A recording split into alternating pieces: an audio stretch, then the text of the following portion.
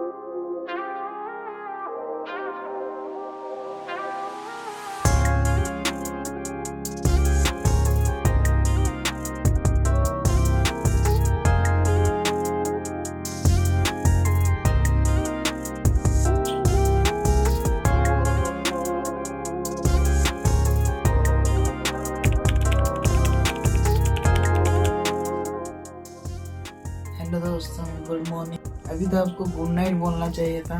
Morning क्यों बोल रहा हूँ? क्योंकि मेरा चैलेंज अभी कंप्लीट हुआ है। मतलब सोते सोते ही चैलेंज कंप्लीट हो गया। जैसे तैसे ही चैलेंज कंप्लीट हो गया। बाहर घूमना चाहिए था, आपको रिएक्शन सबको दिखाना चाहिए था, दिखा नहीं पाया। ऐसे ही चैलेंज कंप्लीट हो गया। गाइस रात हो चुकी है, देखो। तो गाइस मिलते हैं और एक नेक्स्ट वीडियो में।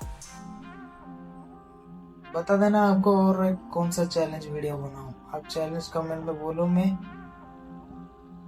करूंगा। वैसे थोड़ी सी वीडियो अच्छी लगी होगी तो लाइक एंड सब्सक्राइब कर देना। मिलते हैं नेक्स्ट ब्लॉग, नेक्स्ट चैलेंज के साथ, नेक्स्ट एडवेंचर के साथ। Okay, bye bye.